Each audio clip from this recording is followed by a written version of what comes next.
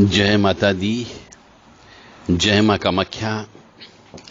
मां भगवती जगत जननी आद्य शक्ति भवानी अल्हादिनी शक्ति कष्ट निवारिणी दुख निवारिणी महिषासुर मर्दनी चंडमुंड नाशिनी सिंहवाहिनी क्लेश नाशिनी पाप नाशिनी दुरितापहारिणी शत्रु संग विधारिणी आप सबको सुखी रखे, स्वस्थ रखे, प्रसन्न रखे। मां भगवती जगत जननी आपको निरोगी काया प्रदान करे, यश दे, कीर्ति दे और मान सम्मान दे। देव राधा ट्रस्ट सत्यवाणी चैनल से आप तंत्र के ऊपर रहस्यमय ज्ञान सुन रहे हैं।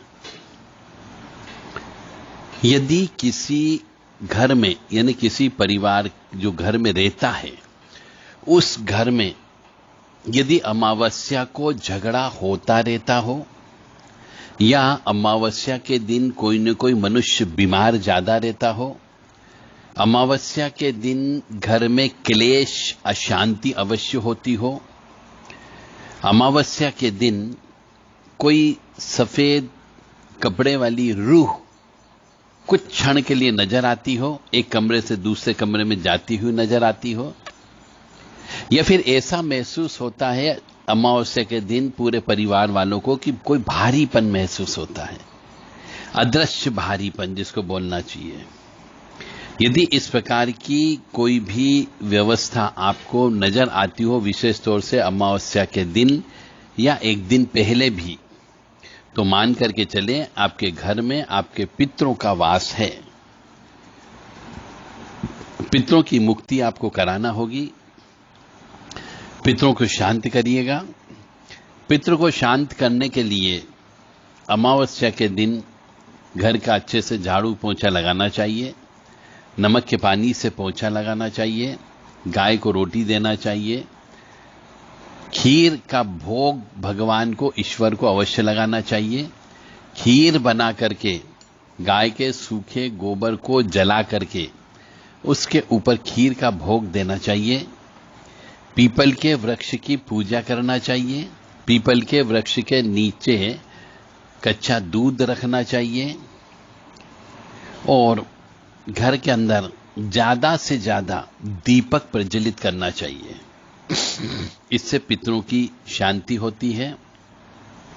यदि आपके आसपास कोई तालाब हो, नदी हो, बहता पानी हो, तो आप आटे की गोली बना करके अपने ऊपर से उतार के घर में से घुमा करके मछलियों को खिलाएं। इससे भी पितर बहुत प्रसन्न होते हैं। चींटी, लाल चींटी और काली चींटी के जो बिल होते हैं, उन बिलों पे जाकर के आपको कसार, कच्चा सीखे हुए आटे को सेक ले घी में, ठंडा होने पर शक्कर डाल दें। यह दोनों मिलाकर के जो चीज बनती है उसे कसार कहा जाता है। उसे चींटियों के बिल पर डालने से भी पितर बड़े प्रसन्न होते हैं। इस तरीके से आप पितरों की प्रसन्नता प्राप्त कर सकते हैं। और यदि पितर बहुत ज्यादा नाराज हो तो पितरों की मुक्ति कराना चाहिए। पितरों की मुक्ति के लिए श्रीमद् भागवत कथा पुराण पितरों के निमित्त होती है, वह कराएं और नारायण बलि की पूजा अवश्य कराएं। अन्यथा श्रीमद् भागवत कथा पुराण जो कराई गई है 7 दिन में, उसका पूर्ण फल की प्राप्ति नहीं होगी। फिर आप कहोगे कि साहब हमने तो भागवत जी कराई थी पर फल नहीं मिला। वो फल इसलिए नहीं मिलता है क्योंकि आप नारायण बलि नहीं कराते। तो नारायण बलि कराना अनिवार्य होता है, चाहे पैसा लगे तो लगने दीजिए। और विधि विधान से जिसको नारायण बलि करने का पूरा ज्ञान हो, ऐसे ही ब्राह्मण को बुलाएं और उसी से ही करवाएं। अनाड़ी ब्राह्मण से नहीं करवाएं, अन्यथा आपका पैसा बर्बाद हो जाएगा। पितृ की शांति के लिए अमावस्या के दिन कपड़े का दान देना चाहिए, बर्तन का दान देना चाहिए, धातुओं का दान देना चाहिए, सफेद वस्त्रों का दान देना चाहिए, अन्न का दान देना चाहिए, ताकि पितृ प्रसन्न हो सके। छाते का दान, जूते चप्पल का दान भी देना चाहिए। जिस मनुष्य को कालसर्प दोष होता है, उसको भी पितृदोष होने की संभावना बहुत ज्यादा बनती है।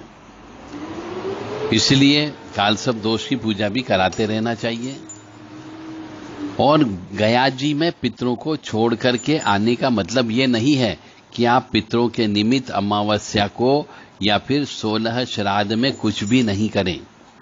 पितरों को गया जी छोड़ करके आने के बाद भी पितरों के निमित्त अमावस्या को दान धर्म करते रहना पड़ेगा और 16 श्राद्ध में पूर्णिमा से लेकर अमावस्या तक भी पितरों के निमित्त पूजन पाठ जप तप दान धर्म अवश्य करना चाहिए, अन्यथा पितरों की तरफ से फिर से दोबारा से आपको कष्ट की प्राप्ति होने लगती है। तो नियम ये कहता है कि यदि पितरों को गया जी छोड़ करके आ गए फिर भी पूजन तो अमावस्या को और 16 श्राद्ध में तो करना ही पड़ता है, क्योंकि बहुत से मनुष्य पितरों को गया जी छोड़ करके आ जाते हैं तो फिर वो पितरों के निमित्त कुछ भी नहीं करते, हमेशा हमेशा के लिए पितरों को भूल जाते हैं। वो बहुत बड़ी गलती करते हैं।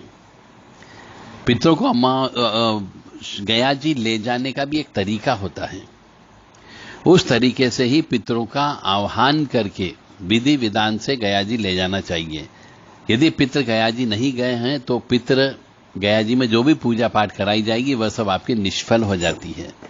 इसलिए पितरों को विधि विधान से, जो पितरों को ले जाने में माहिर हो उससे आह्वान करा करके, पितरों को बुला करके ही पितरों को विधि विधान से सम्मान पूर्वक ले जाना चाहिए।